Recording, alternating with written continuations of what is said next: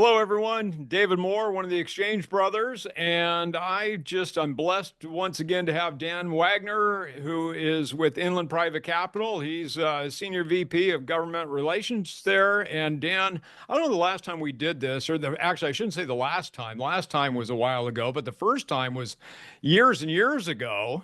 But it's sure been great knowing you and fun to watch you mingle around the country, spreading the good word on a variety of different things. But you've got your hands in a lot of cookie jars, and you've really been putting up the big fight to keep 1031 in place. And obviously, you've done a great job at it because we didn't have to fight for it this last round, did we?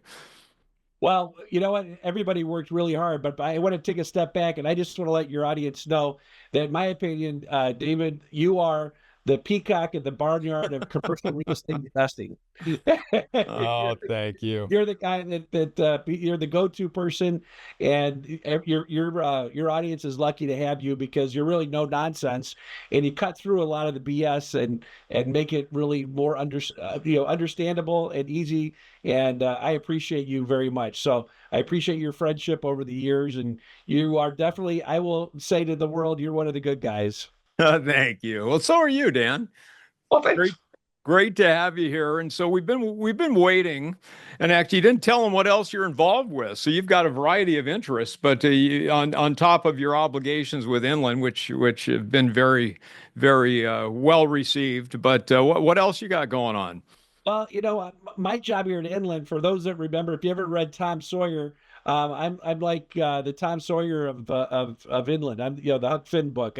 I'm the guy that gets other associations to paint the fence for us at the local, state, national level. So what I do is right now I'm the chairman of the Illinois Chamber of Commerce, but we're super involved with the National Association of Realtors, with the Real Estate Roundtable, U.S. Chamber of Commerce, and so we're engaged with all these national organizations. And I just was in Washington. We were talking, you mentioned about the 1031 recently. I just was in Washington about a month or two ago before the big, beautiful bill passed.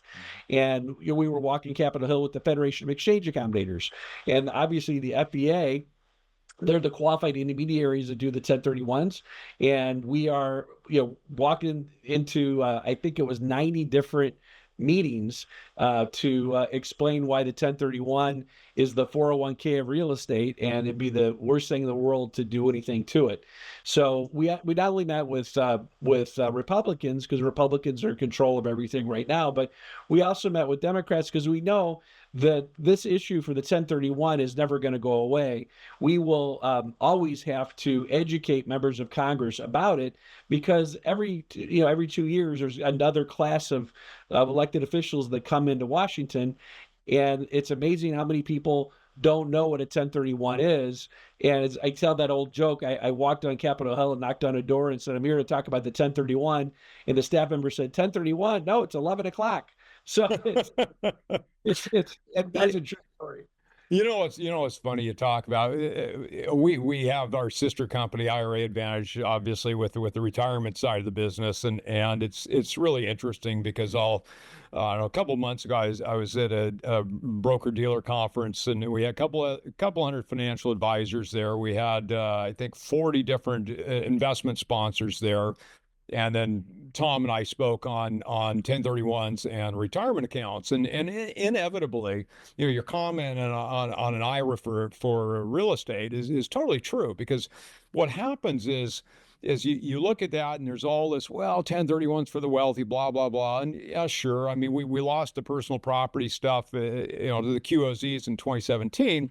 And we used to do a lot of high-end cars and jets and things like that. It was a lot of fun for me because I like all those toys. But so I wasn't very happy, obviously, when we lost the OZ stuff. I think in general, OZ stuff's been good for regions, obviously, and it's doing a lot of good things. And we're going to talk about that a little further. But you look at 1031, it's just one of those tax deferral tools that is available for anybody. I mean, I just had someone in my office that's they're chicken farmers, and they've got a very large estate that they're giving up. But a lot of times, people like that, they're land rich, cash poor, and they're really they'll probably be heading your way, honestly, with some of their stuff. They've got a Section 121 component of the sales, the primary residence portion, and then they've got all the working land. and a good chunk of that, they were talking about doing an installment sale. And I had to go through all that and explain to them what the consequences of doing that was going to be. And so we started talking about the DST product and different things there. And that obviously it made a lot of sense because it started talking about, okay, so you're doing a seller carry. And out of curiosity, what's the interest rate you're going to do this at? And it was like 5.5%. And he said, well, so, I'm not in the ag world. So if somebody were to go to an ag bank and get a loan on this, what would that money cost? Probably 7.5. I said, so why are you offering the buyer, a 2% bonus basically there, right? And, Yeah. and I said, typically seller finance is going to be more expensive than a bank. And that's, for a variety of reasons. But I said, the thing that you've got to understand is that you're going to get clobbered on tax on debt relief and depreciation recapture in the year of disposition, even if you don't get a single payment. So, you're talking about you're going to get that 5.5 on that. You're not getting 5.5. You're going to lose, at least 30% of it up front. And then you're going to start looking at that. Or, in their case, I said, do you have to carry? Why don't we get you cashed out? And you don't want to deal with the property. There's the older, couple once again. And I said, why don't we take a look at doing a variety of things and throwing the DST product into the mix and all too. But, really people don't know what they don't know. But back to that conference, so we started talking about, and they said, well, gee, we don't have anything like 1031. I said, yeah, but you got tens of trillions of dollars in qualified money there. So what would happen if that went away? What would happen if you would have to check with your investor every time before you went to cash on anything? Because you're dealing with all this qualified money that's got automatic tax deferral. You couldn't go to cash without costing the taxpayer a pile of money if you didn't have that. So what would happen to your market?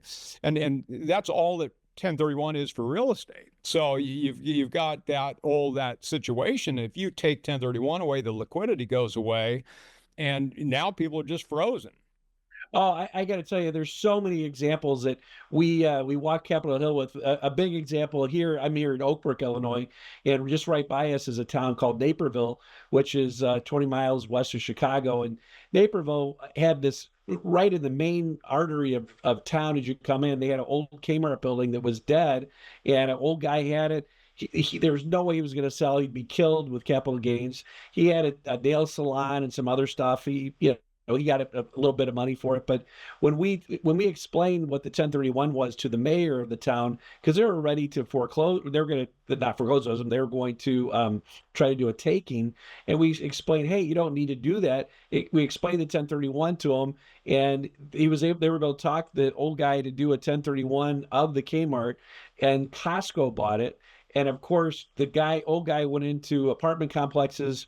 Costco, what you'd have to say anymore. They tore down the old building that created jobs. They built the new building that created jobs. And then now the sales tax revenue coming in for Naperville out of Costco is off the charts. So many win-wins. Underserved areas in Chicago. Bronzeville was a food desert. They didn't have anything for people to shop at. And somebody came in and started developing a grocery store. A huge company from New York, 1031 brought in tons of money, made the shopping center incredible. And Congressman Danny Davis, who represents Bronzeville in Chicago, that's where he shops. It is because it's 1031. So underserved communities use it 1031. You said farmers use it. The other group that people don't not recognize is that the conservation world, land trusts, love the 1031 because a lot of the parks, a lot of the forest preserves, things like that, were all farms at one time, and the farmers would never sell unless they could do a 1031. So lots of different aspects of why the 1031 is so important. It's been the tax code, David, for 100 years? Yeah, and over 100 years at this point. Yeah. We're waking people up to it. And so we were blessed that we didn't have an attack on it like we've had before. But it is bipartisan. A lot of Democrats are recognizing that it's important too. Well, and it's funny. You just look at that stuff, and you look at people's understanding of the benefits of market velocity, and you and I spoke. I think the last time we really talked on some of this stuff was probably 4 or 5 years ago when we were looking. Yeah. Actually, it was before the last election we talked. and just talked about the different proposals that was going on, and then prior to that, but you start looking at, and I remember having the conversation with you, just talking about the win-win last time was really just the vibrancy of the real estate. You got to keep the stuff moving to keep the quality of Yes. the real estate up, and it's just benefits everyone. You start looking at the BC properties, and if they just sit there and languish versus some new buyer, when was the last time anybody bought a property, didn't put money into it? So it just, Absolutely, 100%. yeah, Buyers, they definitely renovate, and owners maintain.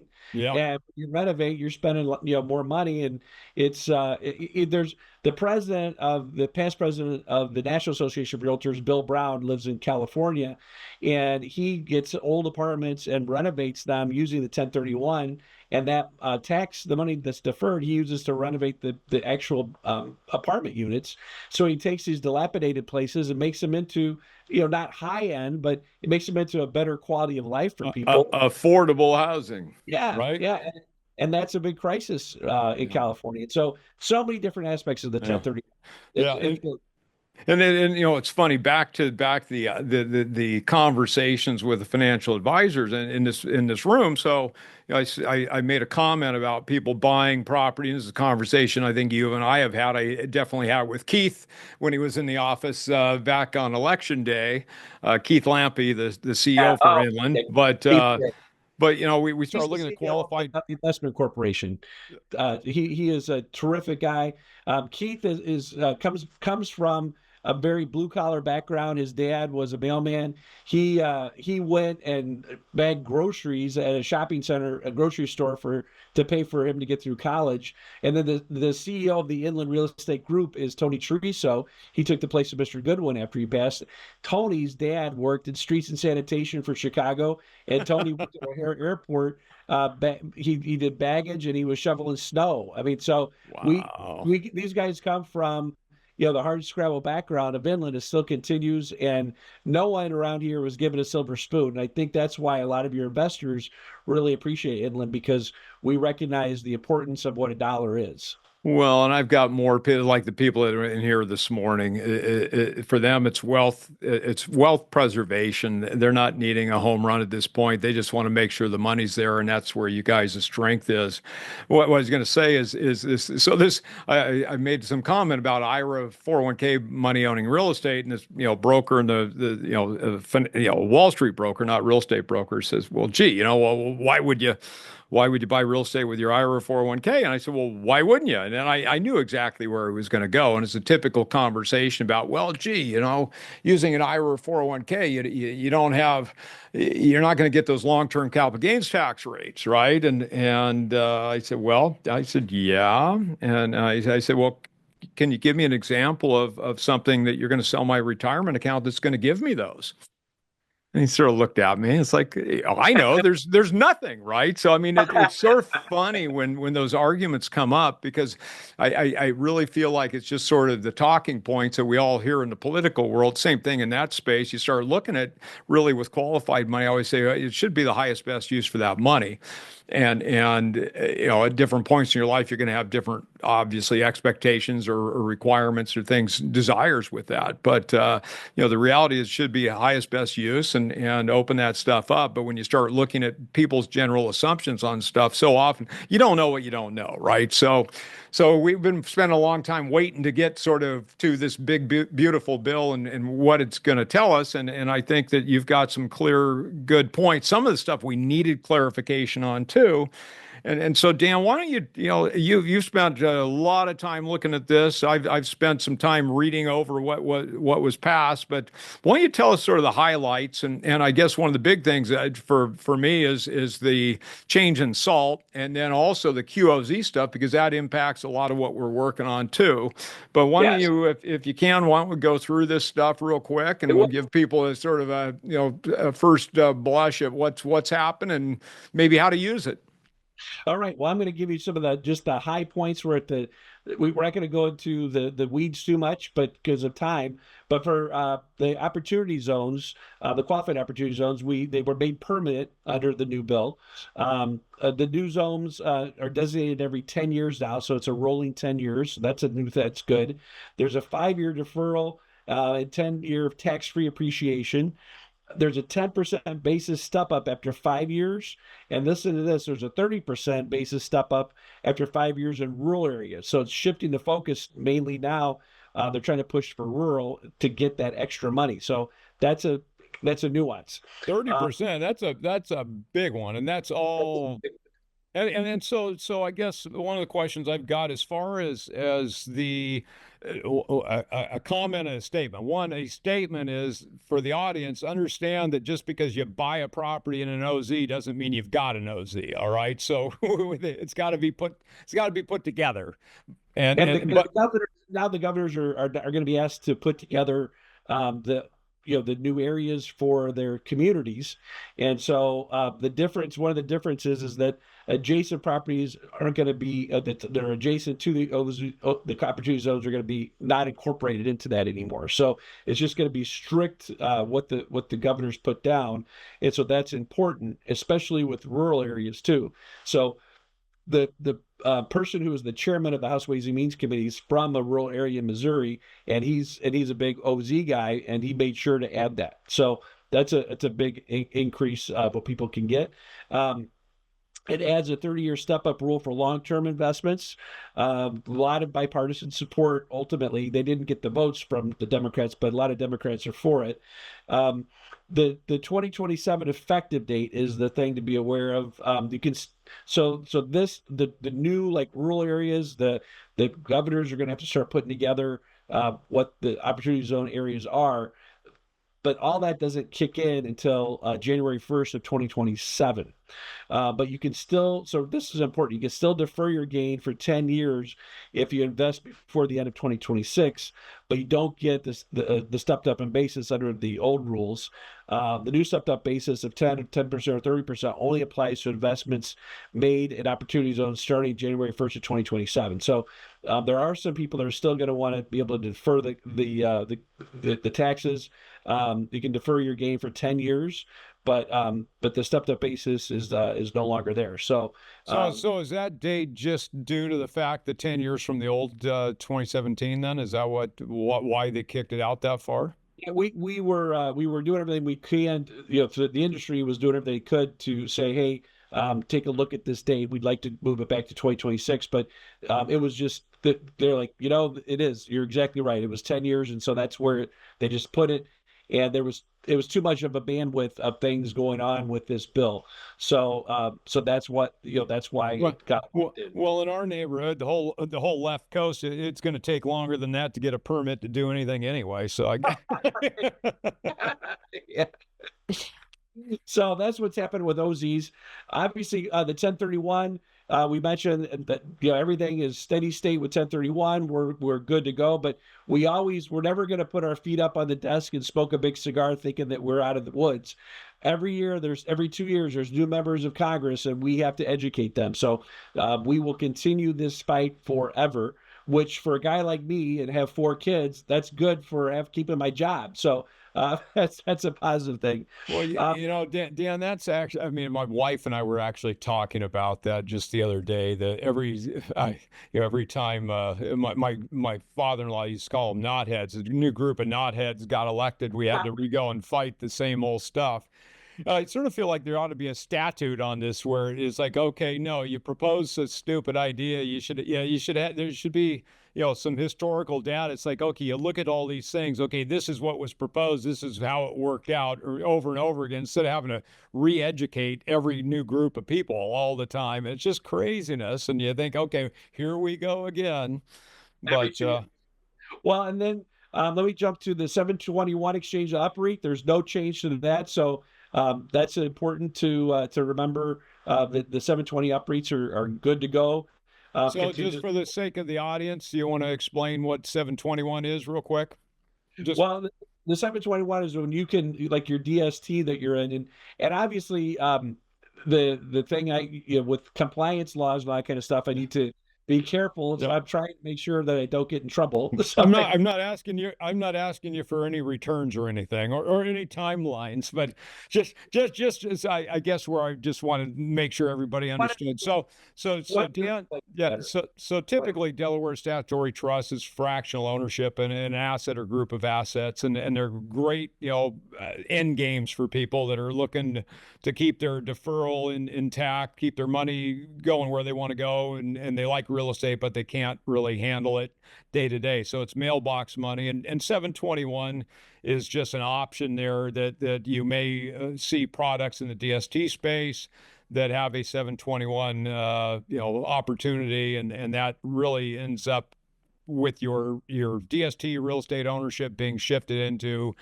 shares of a private REIT, real estate investment trust, which is pretty cool deal, different. Yeah, and we won't get into the details of that right now, but just in a nutshell, it actually it's a dead end for you 1031 wise, but it is something that gives you the opportunity for liquidity down the road. So. Yeah, that you've said it perfectly. And since we are in the market right now with the 721, yeah, that's why I have to be careful with all that. So you saved me. So thank you.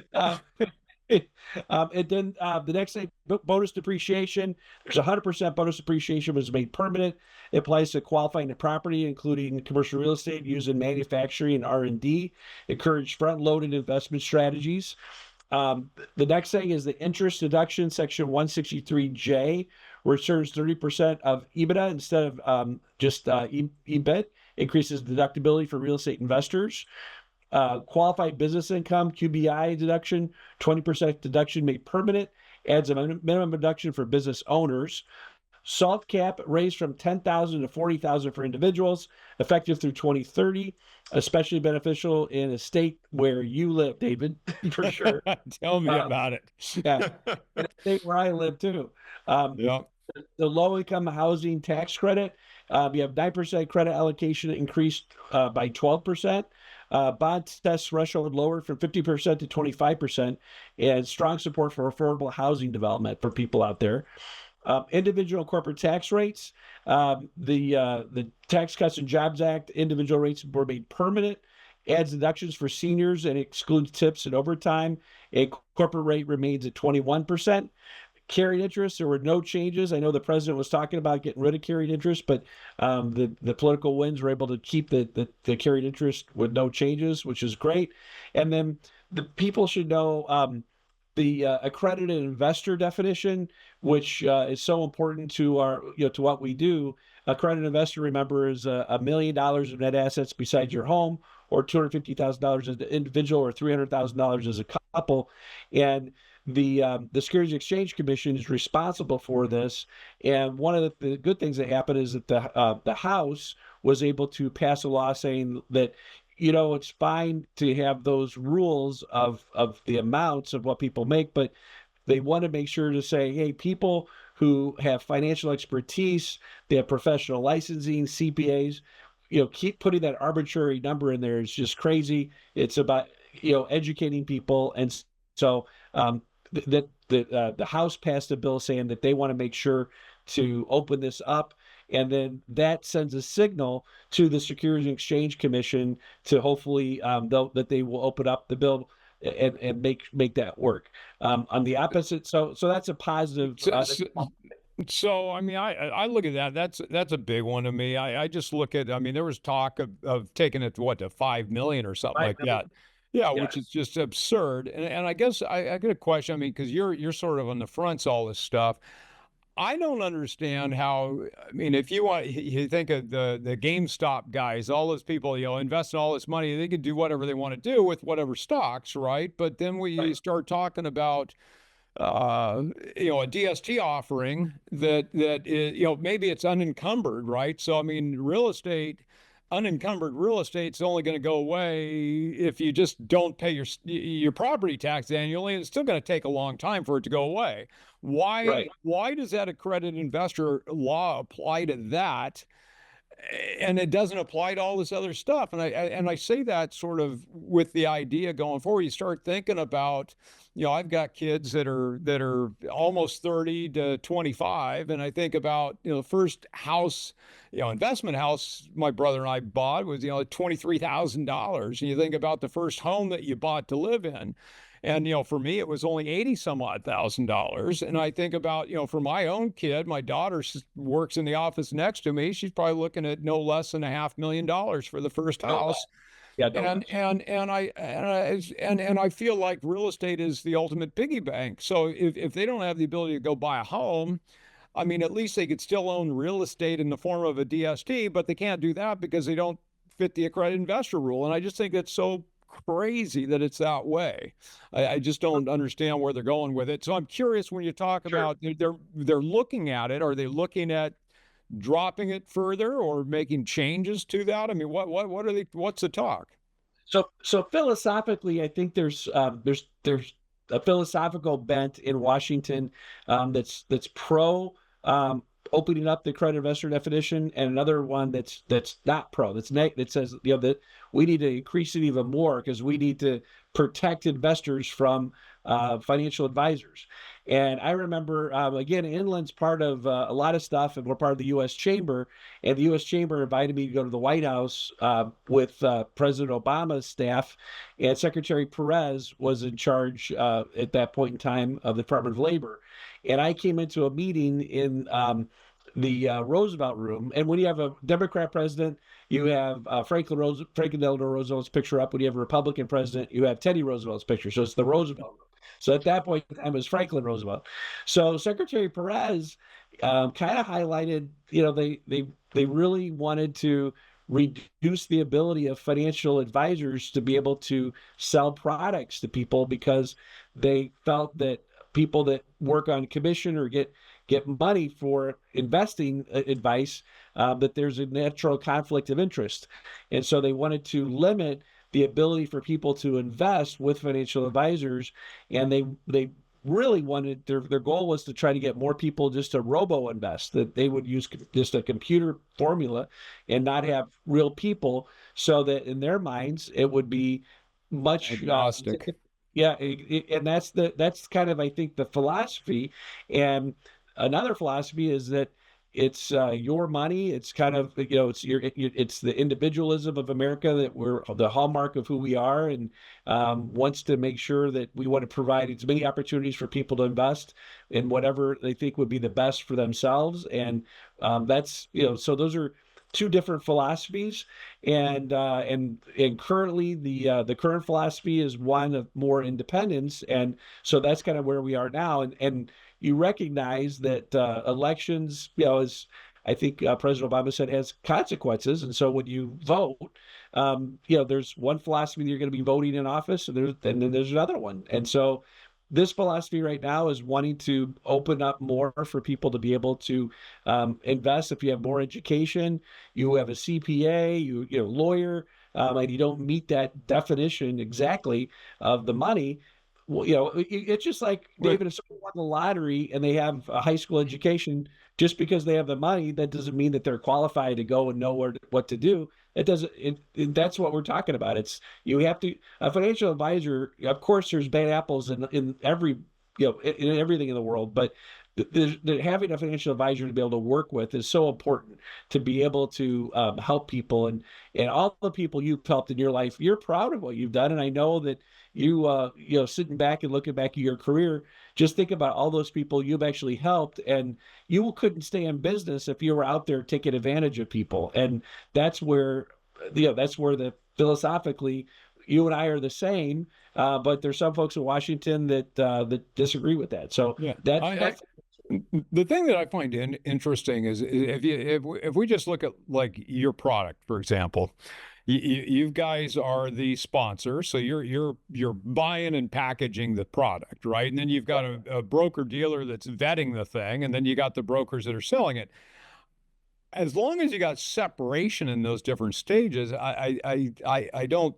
Where I have a problem is captive broker dealers, for example. You got the sponsor that's also the broker dealer, so they're vetting their own stuff. I mean, that's a tougher situation than having some separation independence there. And I just, yeah, it's you can. You know, if they wanted to save lives driving, everybody would be driving around wearing crash helmets, right? I mean, but that's not going to happen. So, You never know. Don't give that idea yeah, up.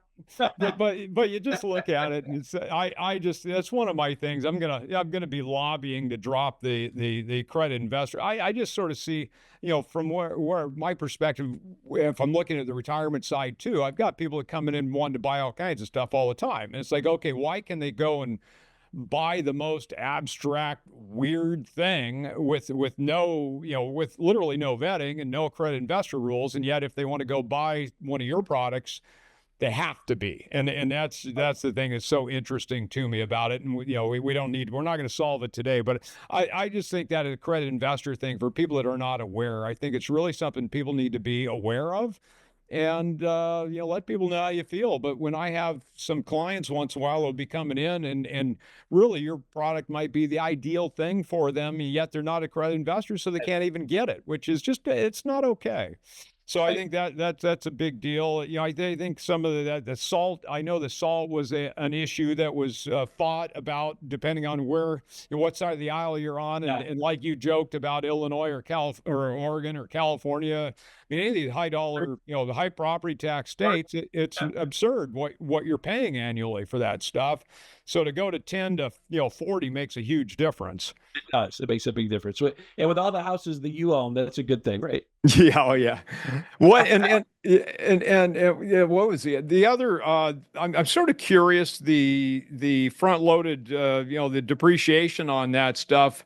I want to sort of talk to. I've got a buddy that's in that the cost seg business. I'm sort of curious his thoughts on that and how it's going to impact all that stuff. And you've actually looked at that a lot. So the idea once again is to give liquidity by at least letting people expense things straight up off the initial acquisition. Yeah, and I think the president is really pushing for factories to be brought over here from overseas, and so I think that's the concept that you can be able to really jumpstart the manufacturing world. So I think that's where philosophically you see that coming into play. So the most exciting things to you of this whole change, probably obviously the OZ stuff, the continued support of the 721s. It's 1031. I mean, just remember, a few years ago we were looking at the elimination of the 1031. We were looking at capping the 1031 at 500,000, which is eliminating it. And there's still people on certain sides of the aisle that are saying this is for fat cats and yada yada. They don't understand the aspects of why the 1031 is so vital to our economy. So I don't want to. I want to make sure that everyone knows just that is such a big deal that we're able to save that. And it was, some people might say, well, that was a layup. There was no worry about the 1031. Well, that's because of a lot of work of a lot of groups of people, including yourself, that have really woken up these elected officials. But we always have to be ever vigilant to keep the flame of the 1031 going, because without having advocacy, there's a million groups that want that they want to take it. I mean, just as a great example, the juice isn't worth the squeeze. It's an article that I wrote. And what that means is with all of the studies and empirical evidence, the 1031 brings in about $19 billion a year. And if you were to get rid of it, it would bring in $2 billion a year. And there would be a net $17 billion loss at the local, state, national level of taxes.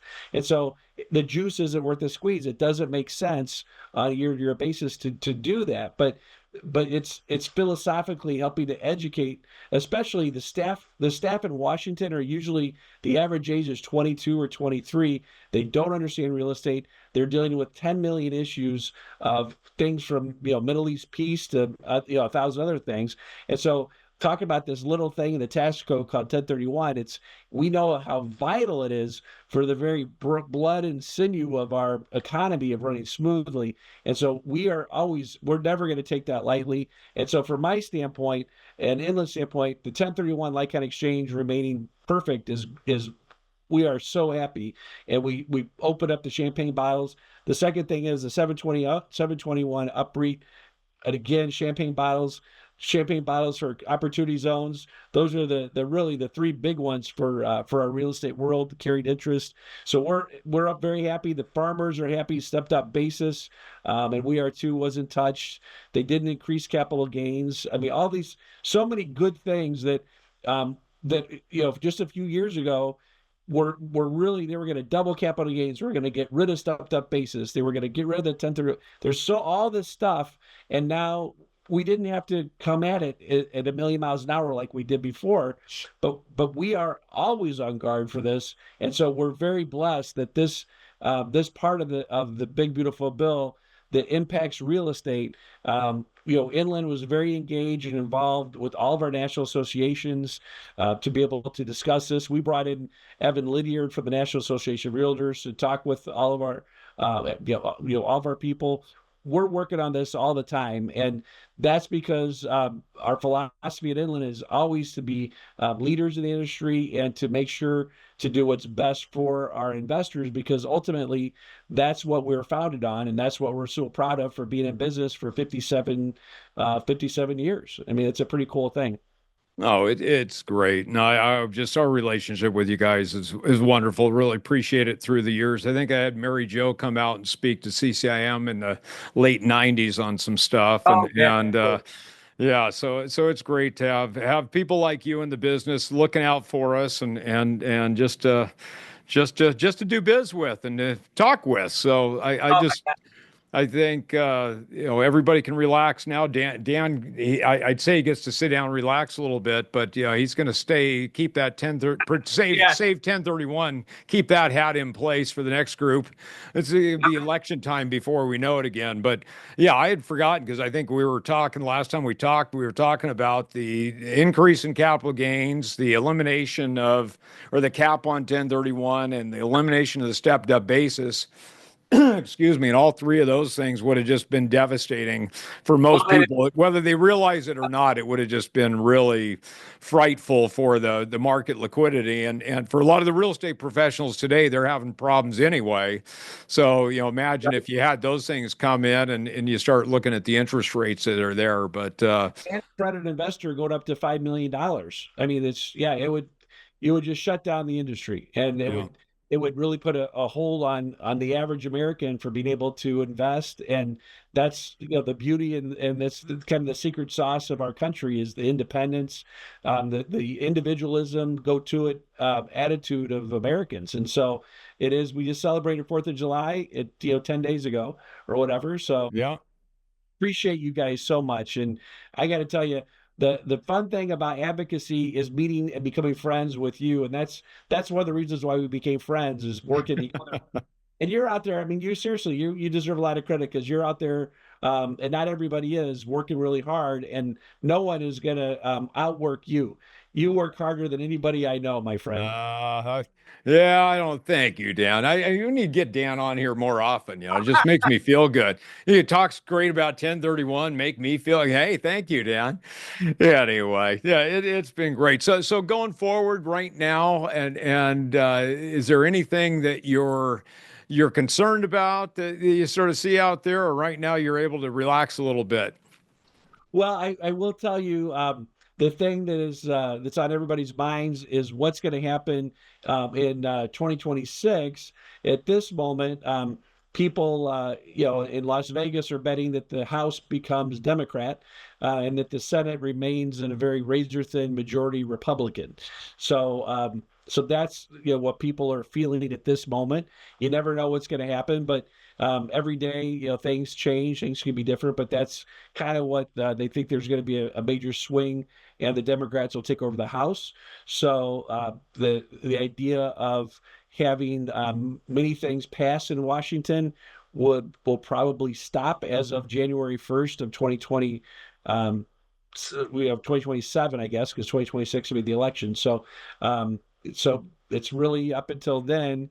I think the Congress is going to get their stuff done. I know that Mike Johnson is going to work really hard and try to protect the majority, but the betting people in Vegas are saying that's what's going to happen. So that's politically, that's what's out there. But as far as what we have, I mean, everything, obviously, we get new people in office in a few years. 1031 can be in the crosshairs once again. But as far as, most of this stuff, we're in a good spot for a number of years now. Okay. There's Oh, nothing imminent that we no, got to worry about. And it nothing. all looks good. We just got to worry about the economy continuing to improve and people getting out of the way and letting things being built. 2028 is going to be the year of because that's going to be the new House, new Senate, and new president. And so that's when when all those align and whatever party gets in, like the Republicans have the majority of those of the executive and legislative branches. The other aspect is the you have the reconciliation is how you pass stuff now in with the House and the Senate.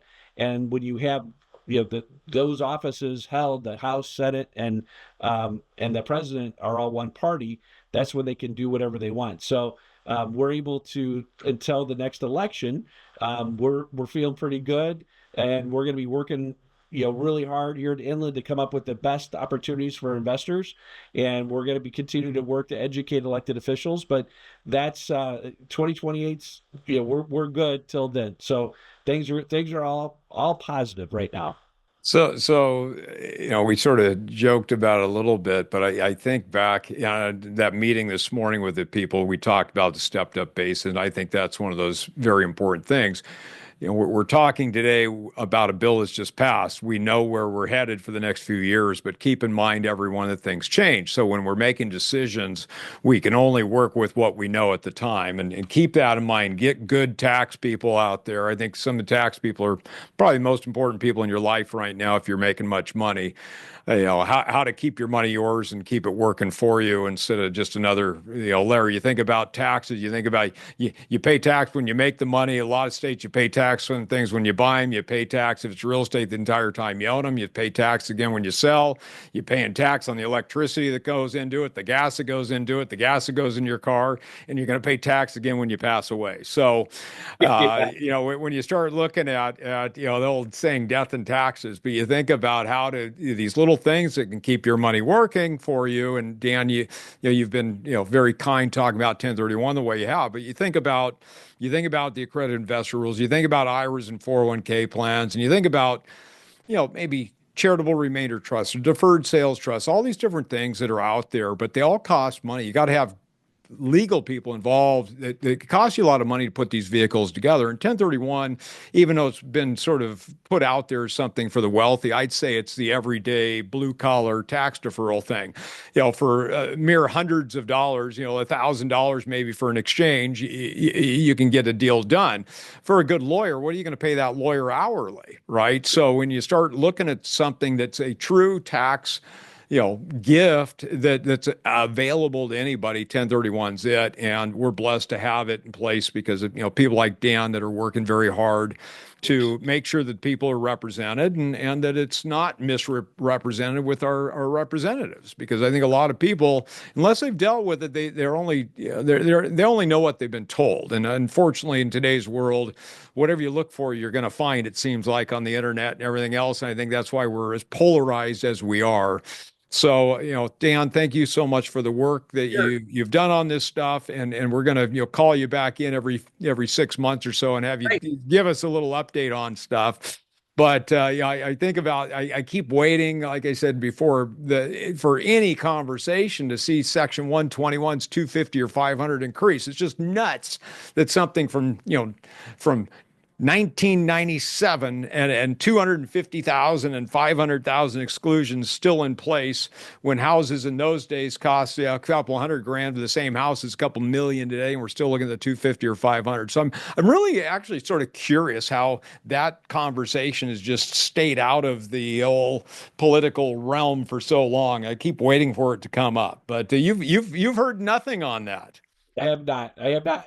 But I will highlight that if you look behind me, I'm a big Lincoln guy. So one of the things you can do to figure things out in Washington, go read the book A Team of Rivals, which is all about Abraham Lincoln and his philosophies of how to run government. So Yeah. Team of Rivals, I Te- recommend that to everybody. It's by Doris Kearns Goodwin. Besides the Bible, it's the best book I've ever read. So read Team of Rivals. That you'll start learning about how Washington works, which is good. It might get through it a little quicker than the Bible. Yeah, you would. But Well, that's my recommendation for you guys. But thank you for this opportunity. well, thank you so much, Dan. It's been great to have you. I really appreciate you taking the time to spend it with us, and you're a great friend. So thank you, and Sure. enjoy the summertime, and we will look forward to speaking with you again soon. That sounds good. Have a great summer. Take care, everybody. All right, take care, Dan. Thank you, everyone. David Moore, Equity Advantage, 1031exchange.com, signing off. Bye bye.